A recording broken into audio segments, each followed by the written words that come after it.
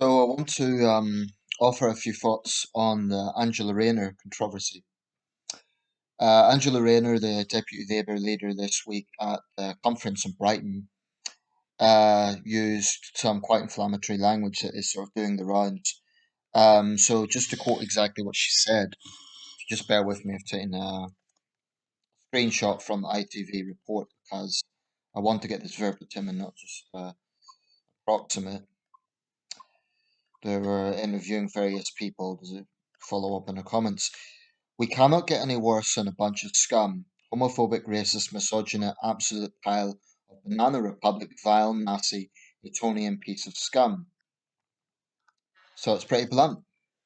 Now this is the deputy leader of the Labour Party. Not some obscure backbench MP. The deputy leader of the Labour Party. A woman who has made no secret of her ambitions to be at the top. Now, my gut feeling is this was very crass and unprofessional, but I think it does require a bit more thought in terms of how we view something like this. Incidentally, also this week, a Tory MP, a guy called James Gray, who represents North Wiltshire, I'm just reading from the Metro here, he joked about planting a bomb under the house of the Labour MP Anneliese Dodds, who's Starmer's shadow chancellor. Um, and he has apologised and regretted the foolish comments. Apparently, this came up in a WhatsApp Tory group meeting where, during the exchange, Rob Larkin, Conservative MP for High Peak, had asked colleagues, "Does anyone know where Annalise Dodd's comment office is based?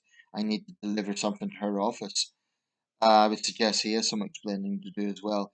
Mr. Gray replied, "A bomb, perhaps." After being contacted by the Mill on Sunday, Mr. Gray said it was a foolish remark. I meant no offence and hope none was taken. He has since deleted the comment. So he didn't directly apologise, actually. Neither has Angela Rayner. But this is actually not as straightforward as it seems. Now, if you're a conservative, if you're a Tory, you'll say, yeah, she's just a common lout talking like this. Um, And in this country, we have had physical attacks against MPs on left and right parliamentarians. Nigel Farage has been attacked physically. Joe Cox was obviously killed. Um, so, as a politician, she should know that there are threats against politicians.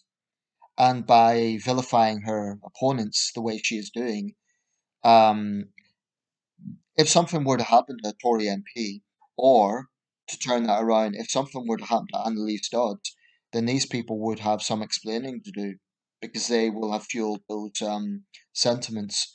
Now, in the case of the Tory, he claimed it was a bad joke. In the case of Angela Rayner, she stands by it. She hasn't offered any apology and she claims it was just street language. Here's the problem as I see it. That's going to go down very well with her base and the Labour left.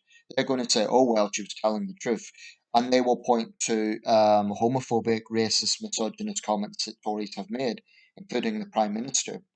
And he has. There's no question about it. Johnson has made some flippant comments over the years. Um, so they will say, "Oh, she was just telling it like it is." But here's the problem. It isn't just going to be Conservative MPs who don't like this sort of rhetoric. A lot of Conservative voters won't like it.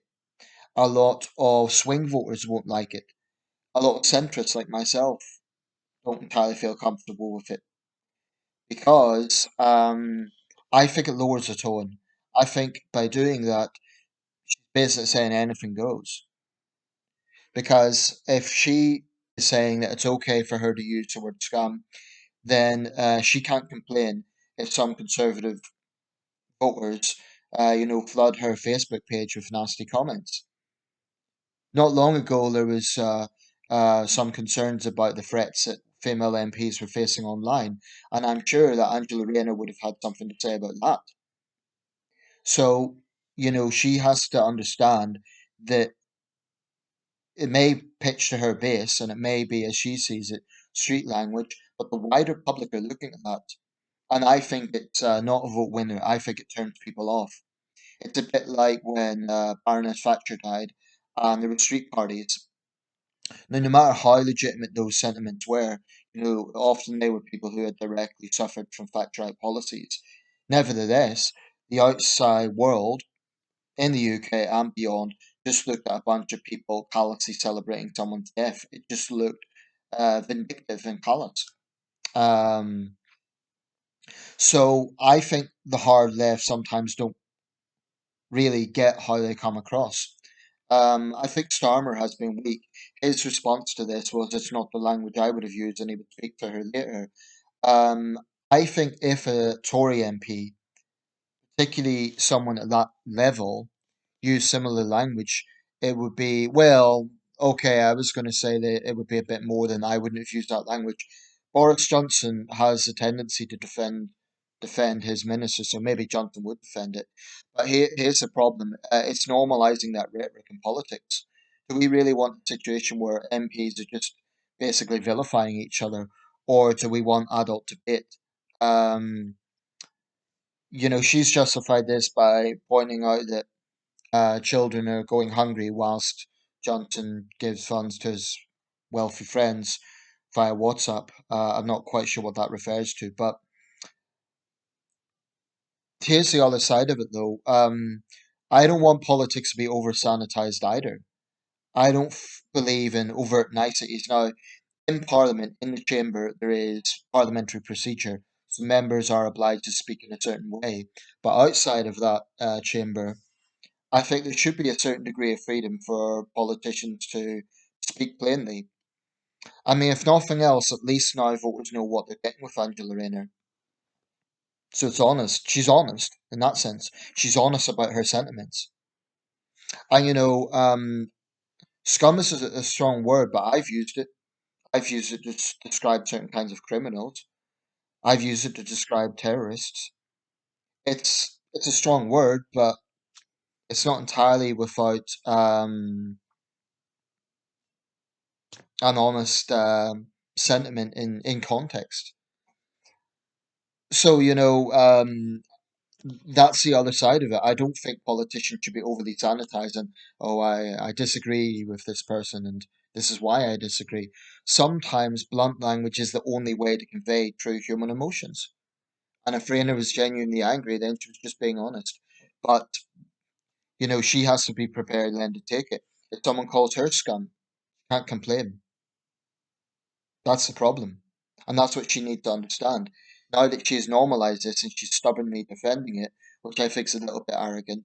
Um, I mean, I think if she was to say, um, I shouldn't have used this sort of language, but I am angry, then the public would have been quite sympathetic. They would have said, well, okay, she was just speaking through uh, an honest emotion. But because she's not apologizing, because she's doubling down, people see that as stubborn, I think, and they think, well, actually, this is just Labour being the nasty party, using that sort of language about people they disagree with. But maybe you agree with Rayner, and maybe there will be people who say the Tories are scummy. I personally have been very angry with the some of the positions Tories have taken over the years. For example, sanctioning culture in the DWP is an absolute disgrace, and I think that the way senior Tories like Ian Duncan Smith and various work and pension secretaries, although to be fair, it's happened under New Labour as well, the way they have vindictively encouraged this sort of sanctioning climate, I think is pretty despicable. So I can't claim that I've always been overly diplomatic, but Angela Rayner is the deputy leader of the Labour Party. She is in a position of power and responsibility, or at least potential power. If Labour won a general election, she would be ostensibly deputy prime minister, and given her ambitions, she wants to go to the very top. So I think this is something that might come back to haunt her. She's sort of being silent now, and she's doubling down, or rather, she was doubling down, and she's silent in terms of when the reporter asked her at the conference, "Do you regret these words?" She said, kind of pursed lipped, "I've said everything I want to say about Boris Johnson." But this is going to come back because she can now never complain about being called names, ever. Because if she does, people will immediately throw this at her, and she can't complain about that. So If she gets, sexist abuse online, that's wrong. I wouldn't support that. But any sort of abuse, if she's called a scumbag, if she's called X, Y, and Z, she cannot complain because she has said that this sort of rhetoric's okay. So she can't complain if that happens. And if she does, she will know now that she can't. She will know that that will go straight back at her. But, as for James Gray's comments, joking about planting a bomb under an MP's home, I think he should face heat for that.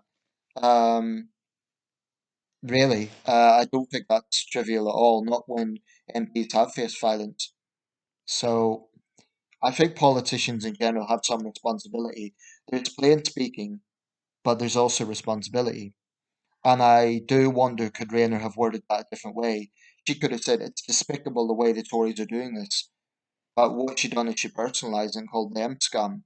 Some of her supporters, incidentally, have pointed to Nye Bevan. He called the Tories lower than vermin. Well, Nye Bevan was a great man, but again, I would say he probably shouldn't have used such language. Dehumanising someone because they have different politics than you isn't exactly, well, I don't know. I mean, I've called the CCP scum. So it's a loaded word, but it's also one that's fairly commonly used. I don't know. Let me know your thoughts on this. My own take is if people defend her, if they say the terminology is okay, all I would say is that because she's being honest, because she's being blunt, I would say that's fine, but just don't complain if she gets called similar names. She certainly can't complain.